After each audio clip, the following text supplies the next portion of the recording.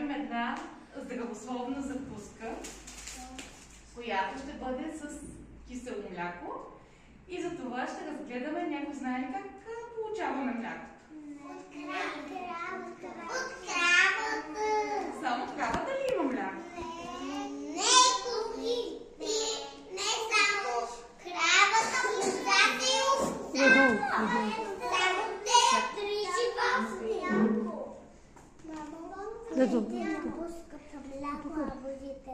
Кои животни дават мляко? Козата, овцата, крава, бикът. Бикът дава ли мляко? И козете. Кой е бикът? Бика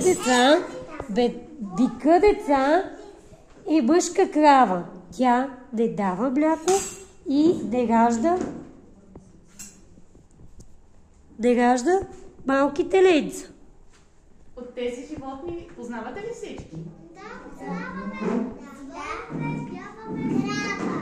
Добре. Друго какво има? Бик. Бик. Само че това не е бик, а е бивол. Или биволица. Аз чакай да ти кажа. Аз имам играчка Биво от Вуйчо и кака ми. Добре.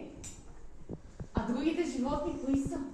Коза, овца и Мога ли ги знаете всички?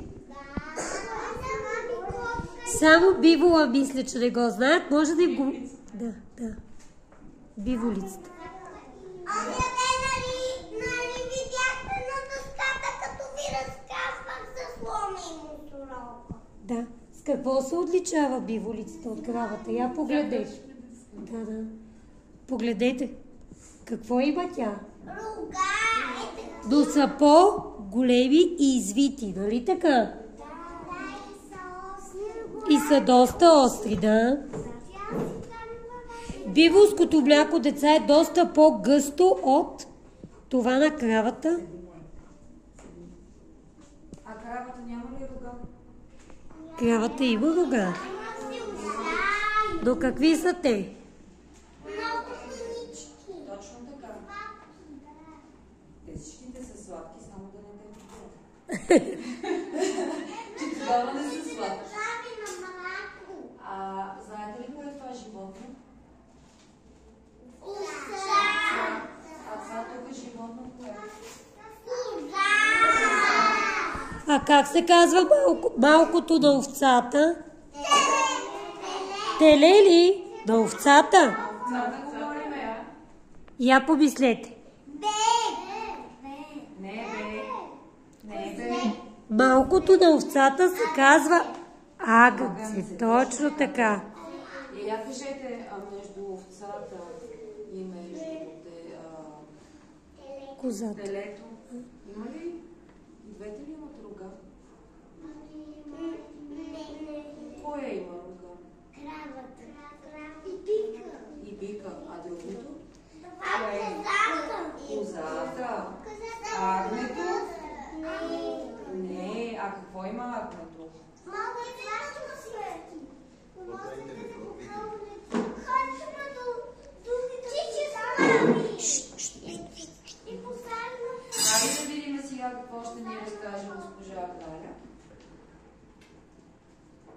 Така, кравите сутрин, за да могат да дават мляко, стават много рано и отиват на паша. Вие знаете ли кравите с какво закусват? Тревайки и зито. Жито ли? Да, трева. А зимата знаете ли какво ядат? Сено, точно така. Ами вече Браво. вечер трева. А знаете ли, че кравите изяждат по 50 кг трева дневно? Това много ли е за вас? Да, това е страшно много. По цял ден изкарват кравите на паша. Аз гледах едно домашно детско, ама и там има и може да стане с мляко и да изяде да стане с мляко. Да изпие. Айде тишина сега да чуем какво ще И аз съм гледала едно детско, селско. Добре. И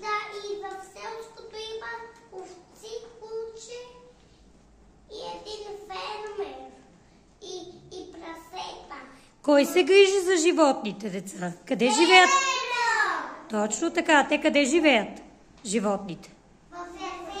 Във фермата, точно така. Хайде сега да видим какво ще Да, и вечерно време, като се приберат кравите във фермата, те се издояват. Знаете ли какво е издояване? Точно пуснат така, да мляко. пуснат мляката. А знаете ли какво мляко дават крави?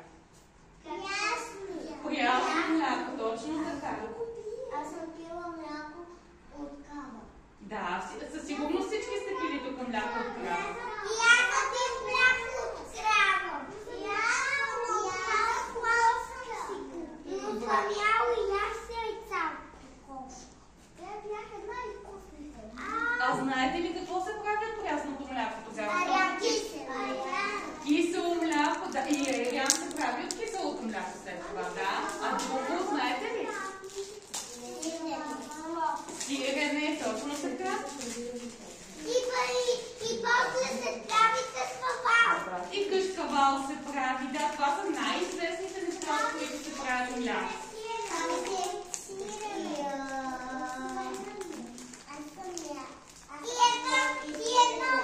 И сухо мляко, добре. И една огромна риба.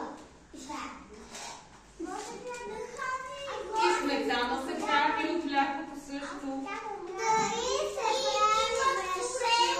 А вие какво обичате да ядете най-много от тези неща? Или да пиете?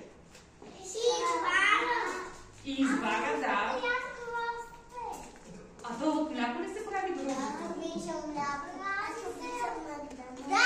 А магданово от мляко ли се прави? си тръгвам. Не, нали? И пълничките не се правят от мляко. А ти те какво мляко обичаш? Прясно или кисело? Сега в закуската Добре. точно кисело мляко имаме. Аз обичам само прясно. А знаете ли за какво помага млякото? На костите, да, Кая. Много правилно на костите. И на мозъка прави много болни децата. Да, и на децата прави ги болни. А зъбките как ви стават от мляко? Бели и здрави, точно така. И от сиренцето точно така стават по-здрави, по-бели зъбки. А като пиете мляко, имате ли повече енергия за тичане и за игри? Да, точно така. Млякото ви дава и енергия. А знаете ли, че много държави правят подобие на киселото мляко, но се наказват йогурт. Единствено при нас в България се прави йогурт е подобно на кисело мляко. Единствено при нас в България се прави кисело мляко. Да, и затова имаме кисело мляко. Като тайната е една много полезна бактерия, която се казва Lactobacillus bulgaricus. Я да се опитаме да я кажем.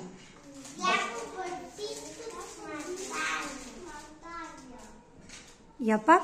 Lactobacillus bulgaricus.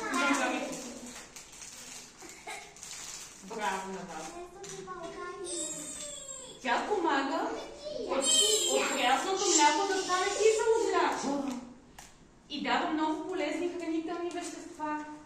А знаете ли, че когато тази бактерия в киселото мляко дава, така прави коремчето да функционира правилно, помага на коремчето да работи правилно.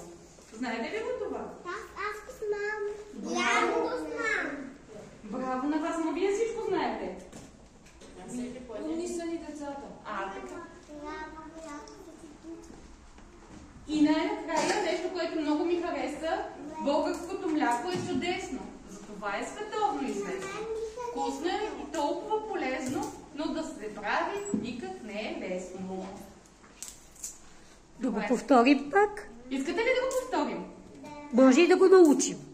Добре, искате ли аз ще ви чета ред по ред, вие ще повтаряте след мен. Българското мляко е чудесно.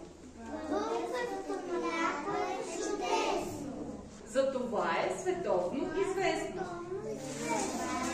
Това е световно известно. Вкусно е и толкова полезно, но да се направи никак не е лесно. Да се направи никак не е лесно. Браво на вас! Аз опитах, но не го направих лесно. А ти правил ли си кисело мляко? Ами мама ми помогна да направя кисело мляко. Браво! Значи знаеш как се прави киселото мляко. Браво на вас! А сега ще си направим една полезна закуска с кисело мляко. Искате ли? Аз обичам прясно мляко. А кисело ядеш ли? Аз ям кисело. Я само прясно кисело. Ами аз ям само кисело. Аз ям прясно кисело. Браво на вас! Значи всички ще харесат закуската. Защото днешната закуска, която ще имате и която ще закускате, всъщност ще бъде закуската, която сами ще си приготвите. Това е идеята на нашата закуска. Идеята е, че с помощта... Изчакай, ще ви дам. С помощта на бисквитките и бананчето, кисело мляко, за което ви се обясни така обстойно. Благодаря за което. Ще си направим плодова, полезна салата. Това е вид здравословно хранене, рецепт, т.е. на здравословното хранене, което така беше любезна майка и на памет да ви обясни, за да сте наясно как трябва да се грижиме сами за себе си и за нашия организъм. Какво се изисква от вас?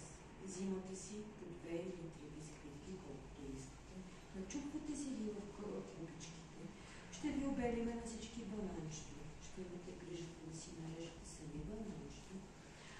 И спрямо това, как ви харесва да си подредите сами чиниката, ще залеем отгоре с кисело, за да изведете една полезна, здравословна закуска.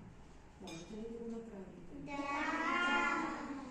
Искам да покажа всичко, което можете, защото госпожа Василева знаем колко много неща на мен да Да им сложим първо киселото мляко, за да могат да се декорират закуската. Какво кажа?